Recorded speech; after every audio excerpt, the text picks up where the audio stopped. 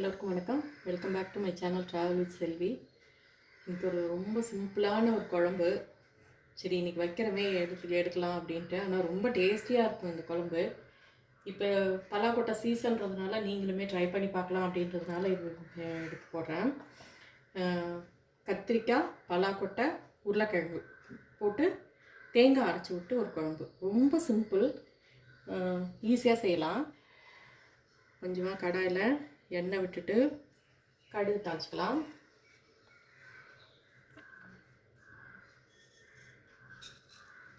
கடுகு பொரியட்டும். கடுகு பொரிஞ்சோடனே ஒரு 4 பூண்டு நசுக்கி வச்சுருக்கேன், அதை போட்டுட்டு அதுக்கப்புறம் நான் சின்ன வெங்காயம் ஒரு 10 வெங்காயத்துக்கு ரவுண்டாக கட் பண்ணி வச்சுருக்கேன், அதை போடுறேன். இல்லை சின்ன வெங்காயம் போடல, பெரிய வெங்காயம் போடுறதுனாலும் ஒரு பெரிய வெங்காயம் நைஸாக கட் பண்ணி போட்டுக்கோங்க. ஒரே ஒரு தக்காளி, இவ்வளோதான். அரைக்கிறதுக்கு தனியாக தேங்காய், கொஞ்சோண்டு ஜீரகம், சோம்பு, கசகசா. கடுகு பொரிஞ்சிச்சு. பூண்டு போட்டேன், சின்ன பூண்டு போட்டேன். பூண்டு போட்டு சின்ன வெங்காயம் ரவுண்டாக கட் பண்ணி வச்சுக்கோங்க, இதையும் போட்டுக்கலாம். கூடவே கருவேப்பிலையும் போட்டுக்கலாம். கொஞ்சம் வெங்காயம் வதங்கி போட்டு தக்காளி போட்டுக்கலாம்.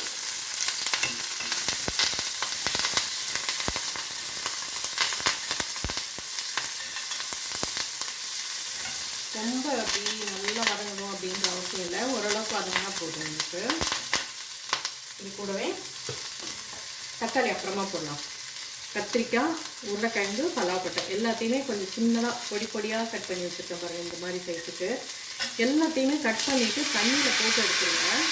ஏன்னா பலாக்கொட்டை, உருளைக்கிழங்குலாம் கூட தண்ணியில் அலக்கணும். கட் பண்ணிங்கன்னா தண்ணியில் அலக்கிட்டு எடுக்கணும். அந்த உருளைக்கிழங்குலேருந்து ஒரு மாதிரி மாவு மாதிரி வரும், அதோடு போடுறது நல்லதில்லை. அதனால் அதையும் அலக்கணும். பலாக்கொட்டையிலையும் ஒரு பால் வரும் கட் பண்ணிட்டா, அதை கழுவிட்டு போடுறது தான் நல்லது. அதனால் தண்ணியில் போட்டு அலக்கிட்டு அதுக்கப்புறமா போட்டுக்கோங்க. கொஞ்சமாக கரட்டி விட்டு வறுத்து விடுவோம்.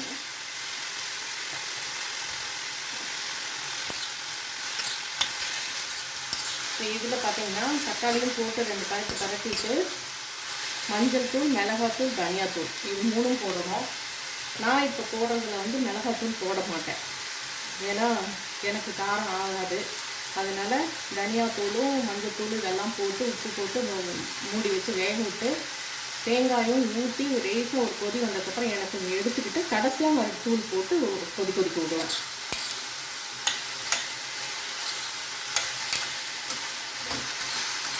காரம் சுத்தமாக சாப்பிட்றதில்ல அப்படின்றதுனால கம்மியாக போட்டால் கூட எனக்கு எடுத்துக்க மாட்டேங்குது. பாருங்கள், நல்லா கலர் மாறிடுச்சு பார்த்தீங்கன்னா. கத்திரிக்காயெல்லாம் இந்த அளவுக்கு வரணும்னா போதும். இப்போ தக்காளி போட்டுடலாம்.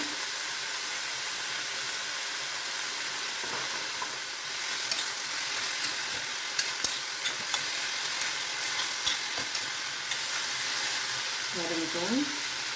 மஞ்சள் தூள்,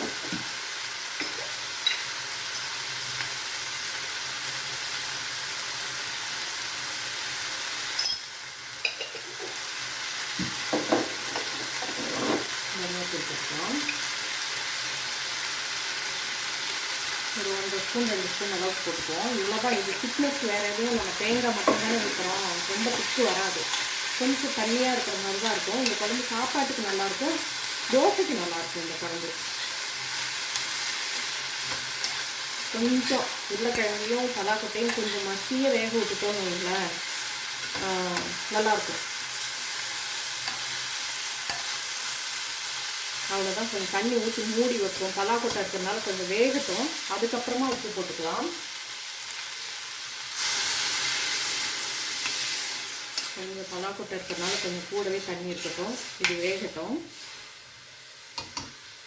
அதுக்கு நடுவில் உங்களுக்கு அரைக்கிறதுக்கு என்ன வேணும்னு காட்டுறேன். ஜாரில் தேங்காய் கொஞ்சம் திக்னஸ்க்கு வேறு எதுவும் இல்லைங்களா, அதனால் தேங்காய் கொஞ்சம் கூடவே நான் போட்டிருக்கேன். நான் வீட்டில் தேங்காய்க்கு பிரச்சனை இல்லை, அதனால் தேங்காய் கொஞ்சம் தாராளமாக போட்டிருக்கேன். நீங்கள் உங்களுக்கு வேணுங்கிறதுக்கு தகுந்த மாதிரி தேங்காய் போட்டுக்கோங்க. இதில் ஜீரகம் ரொம்ப கம்மியாக போடணும். இந்த அளவுக்கு கொஞ்சமாக போட்டால் போதும். ஜீரகம் டாமினேட் பண்ணக்கூடாது, அதனால் ஜீரகம் கம்மியாக போடணும். சோம்பு மட்டும் கொஞ்சம் கூட போடணும், நல்லா 1 ஸ்பூன் அந்த அளவுக்கு, இந்த அளவுக்கு போடணும். இவ்வளோதாங்க. இதை மட்டும் அரைச்சிட்டு அது வெந்ததும் ஊற்ற வேண்டியதுதான். ஊற்றும் போது கத்திரிக்காய், உருளைக்கிழங்கு, பலாக்கொட்டை எல்லாமே வெந்துருச்சு நல்லா. இதே பாருங்கள் நல்லா திக்காக இருக்கிற மாதிரி இருக்கு இல்லையா? இப்போது நான் அரைச்சி வச்ச தேங்காயை ஊற்றிடலாம்.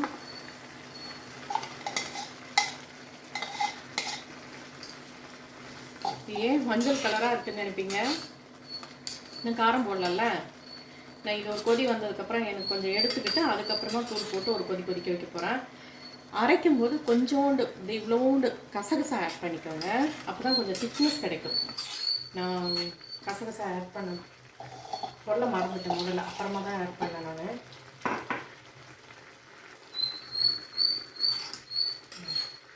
கொஞ்சமாக ஒரு கொதி வந்தோடனே நான் எனக்கு கொஞ்சம் எடுத்துக்கிட்டு குழம்பு, அதுக்கப்புறம் மிளகாத்தூள் போட்டு ஒரு கொதிக்க வைக்க போகிறேன். இவ்வளோதாங்க. சிம்பிளாக ஒரு 5 நிமிஷம் 10 நிமிஷத்தில். இன்னும் இதோட சொல்ல போனால் இன்னும் சிம்பிளாக பண்ணணுன்னா, இது எல்லாத்தையும் குக்கரில் சின்ன குட்டி குக்கரில் தாளித்து விட்டு ஒரு 2 விசில் விட்டு வேக விட்டு எடுத்துகிட்டு அரைச்ச தேங்காய் ஊற்றினாலும் அப்படி கொதிக்க வச்சாலும் கொதிக்க வைக்கலாம். இல்லை எல்லாத்தையும்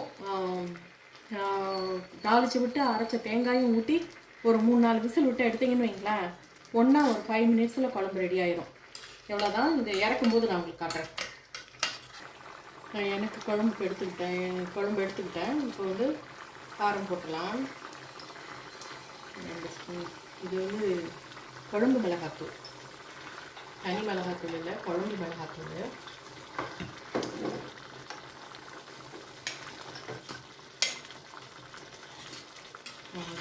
கலரே மாறிடுச்சு பாருங்க குழம்பு. இதனால இந்த மிளகா அப்படி வாசம் மட்டும் போகிற வரைக்கும் ஒரு கொதி வந்துச்சுன்னா முடிஞ்சு போச்சு. அவ்வளோதான், குழம்பு ரெடி ஆகிடுச்சு.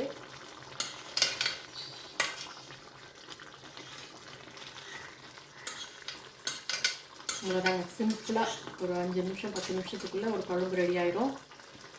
ரொம்ப டேஸ்ட்டாக இருக்கும். இதில் வேணும்னா நீங்கள் வந்து முருங்கைக்காய் கூட போட்டுறதுனால போட்டுக்கலாம், இன்னும் கொஞ்சம் டேஸ்ட்டாக இருக்கும்.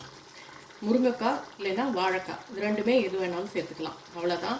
இந்த வீடியோ உங்களுக்கு பிடிச்சிருந்துச்சுன்னா லைக் பண்ணுங்கள், ஷேர் பண்ணுங்கள், கமெண்ட் பண்ணுங்கள். புதுசாக பார்க்குறீங்கன்னா சப்ஸ்கிரைப் பண்ணிக்கோங்க. தேங்க்ஸ் ஃபார் வாட்சிங். பாய்.